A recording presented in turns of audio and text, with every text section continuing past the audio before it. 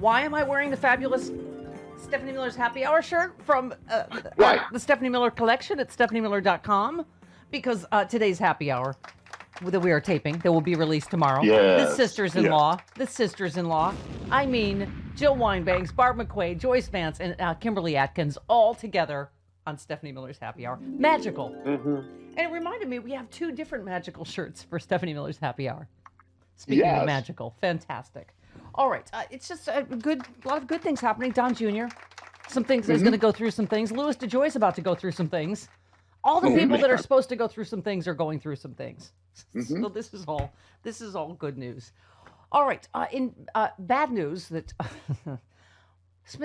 By the way, this COVID relief cannot pass soon enough. Correct? Yeah. Chris, you just said it in our discussion right before that people are really hurting. That this has been going on so long. Yeah, I'm seeing a lot of friends and even strangers just more and more reaching out, asking for help, monetary help, or otherwise, and it's getting dire out there. Yeah, and to see these some of these millionaire senators debating who does or doesn't deserve help or $15 an hour or whatever, but because that brings us to a bad beloved news, but actually not terribly bad. No. It's just stuff we have not been able to talk about. I mean, obviously, of Stephanie Miller's show beloveds, Jim Ward would be at the top of the list. Obviously, was with us for 20 years until 25 because he started with us in 97.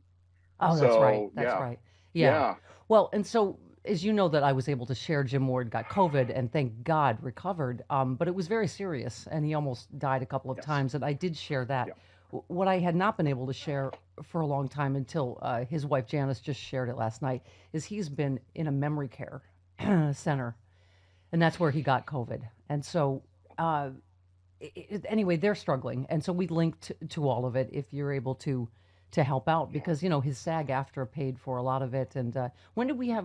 We had the party for Jim at my house before exactly COVID. A year ago. Exactly It was right before COVID started. Right before COVID hit, yeah. Yeah. We had a party here, and just so you know, Jim is just like Jim most of the time. He is still hilarious. I think, as Jenna shared in her post, and she had not wanted this to be public, so that's why when people asked us, it was awkward, because of course we would love to have Jim back on the show or come for guest appearances or whatever. Yep. We were trying to respect his privacy and just said he's retired, which is true. But yeah, I visited him in the memory care center, and I love, because my friend Wanda, who Robert in Florida calls Dr. Jugs, right, who has an enormous brain and is a brilliant psychologist, but also happens to have enormous happy fun sacks. But Jim was literally squeezing McFeel pants within like 4 seconds of us arriving at the memory care center. I was like, Jim's Jim. Still Jim. He's just fine. But at the party, he was playing guitar, and playing harmonica, singing, just like singing all those impressions. Same thing at the memory care center, which of course Janice, and of course they love him there. He's the star of the memory care center, because we were there playing guitar and singing and doing impressions. And but yeah, his memory, a lot of short-term, a lot is just gone, and it's But I just, like you said, Chris, with this going on as long as and everybody knows this story, that whatever insurance covers so much of it. We've done. I mean, what's been hard is my mom and Jim going through this at the same time, and Jim at obviously his age is just but anybody knows like what care costs and what long-term care costs and all of that. So. And then he had, medical bills in terms of the COVID. He was in the hospital twice with COVID. It was very serious, but, and it was that was one of the early cases from a nursing home or memory care center. And so, anyway, so we apologize, but obviously we'd never violate any of our beloved's privacy. So we haven't been able to, it was always awkward when people asked, like, there was some reason we didn't want to have Jim back on the show. I mean, of course we just, I love Jim and with all my heart and always will. And he was so happy at the party at my house, and he was really happy when I saw him at the it's almost like he has a childlike quality. He's still the same Jim. He's so funny and so warm, and he just kept telling all of us, right? He just kept saying, "Oh, I love you guys so much. I miss you." And he's just, And he kept saying, "I wish we could do this all the time. Yeah, I wish we could do this all the time." Yeah. Oh. I know. Anyway, he is just, you can't put into. I mean, I don't need to tell anybody listening right now what a talent Jim Ward is. He's just an enormous Emmy Award winner. He's an Emmy Award winner. Yeah. Anyway, but so we link to all of it. And you're going to chat with Janice after the show about, if we can. We don't want to. We also just want to be careful of her privacy. So, but she posted this on Jim's Facebook page. Right. And because we were cognizant of her privacy, that's why we weren't able to say anything. Right. And every time someone asked me, it hurt a little that I couldn't say anything, but I wanted to respect her privacy. I know, and people didn't understand. They're like, "Well, why can't he just come back once in a while and be on the show if he's just retired?" And he obviously it was not just retired. So please send all your love and light out to Jim, because it's just been last year was a crappy year for everybody, right? But it's just, it's just another sign that this is not over yet. People are still dealing with the physical, financial, emotional, all of the effects of what we've all been through. So, all right. Anyway, we have a big show. We have Representative Brendan Boyle, the oldest Eagle Scout in Pennsylvania. And something else based on his Twitter feed. He's very good. He has a very good sense of humor for a congressman about how young he looks. He looks he does. 12. Is that Eagle Scout age, or is that still Weeblo? 16 is Eagle Scout age. All right. Yeah. He looks like he'll be 16 soon. Okay. Carl Frisch, Dr. Redletter, of course, and Dana Goldberg. So we have a big Thursday show. Speaking of Stephanie Miller Show beloveds, I think it was Ted Lieu that said it best.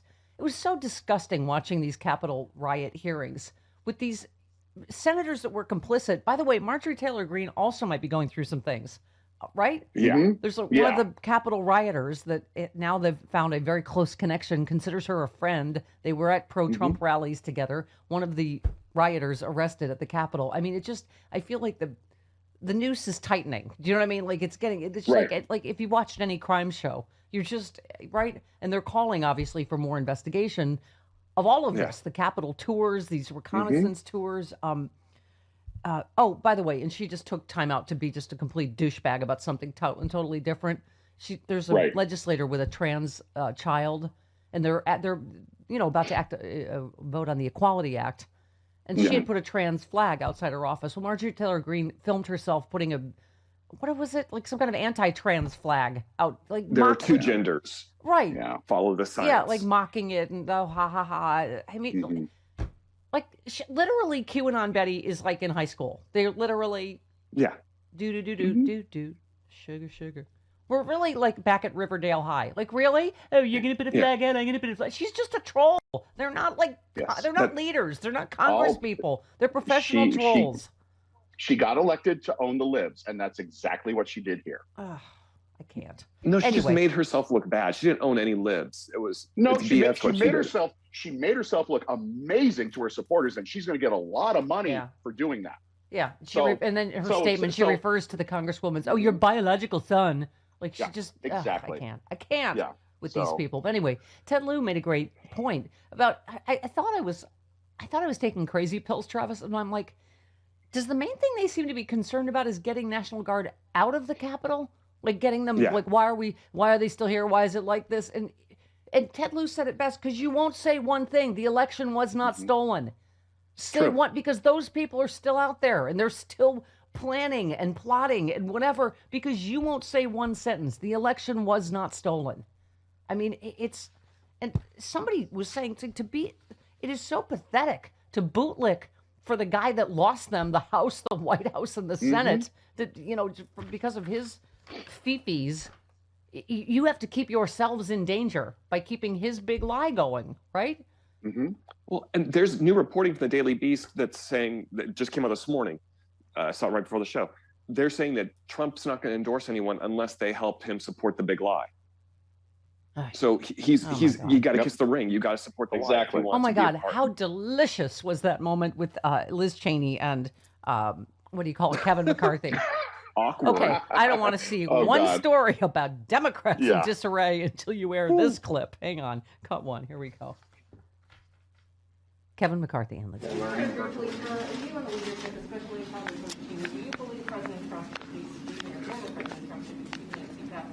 Yes, he should. That's up to CPAC. I've been clear in my views about President Trump and the extent to which following January 6th, I don't believe that he should be playing a role in the future of the party or the country. On that high note, thank you all very much. Awkward. So, in case you couldn't hear, they asked Kevin McCarthy, should Trump speak at CPAC? He said, oh, yes, absolutely. And then Liz Cheney's like, no, he should have no part of, after January 6th, no part of, this country or this party. Yeah. Oh, my God, please. This is the worst thing of this whole thing. Don't make me like a Cheney. Oh, my God. Oh, my God. A Cheney's the moral center of the Republican Party. But, oh, my God, it was just Daddy. Daddy. Please. She's got a sister on your team. I mean, finally, her daddy issues are working for us. I don't know what to say. Anyway. The world is upside down. Oh, God. Oh, God. But oh, my God. It's Louis DeJoy. They're just these smug douchebag Trump holdovers how about that? He's like, oh, get used to me. I ain't gonna be here for a long time. And I'm like, oh, on cue. Biden moving quickly to fire Postmaster General DeJoy. Yeah. Right. Biden's set to nominate 3 candidates to the Postal Service's Board of Governors, giving Democrats a majority. One of them a voting rights advocate. Hello. Yeah. DeJoy snarkily told Democrats earlier that to get used to him, saying he has no plans to resign. Okay, just this one time would be fun. Bring Donald Trump in to do it. Make him do it. Bring him in and make him fire. Just grab him by the scruff of the orange neck, like a big fat tabby. Just grab him, just do it. You have to do it. You're fired. Oh, okay. And I continue to love Katie Porter with the heat of 1,000 white hot suns. Yeah. Representative Porter to Louis DeJoy. I've heard that you have a new strategic plan, but I'm really concerned that the plan may be neither strategic nor a plan. And USA Singers tweeted, Katie Porter's going to whiteboard Louis DeJoy till he cries. Oh, no. Sticky box. Oh, no. Okay, it's fine. Oh, God. It's fine now. It's fine. Oh, God. No.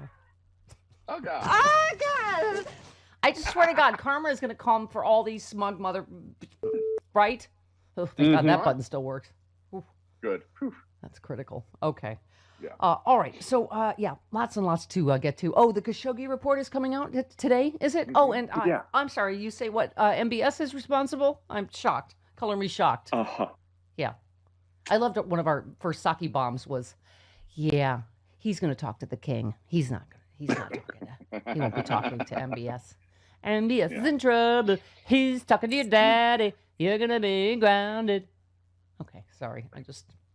Marjorie Taylor Greene started the immaturity this morning, and now I'm just, I'm just doing my part. You're going to be okay. You know what? I'm having a little insomnia spate. Can I just tell you what the only thing that saved my insomnia last night? What? I don't. Well, because we have 10-year Sexy Liberal anniversary show, the big extravaganza coming up April 10th. Yes.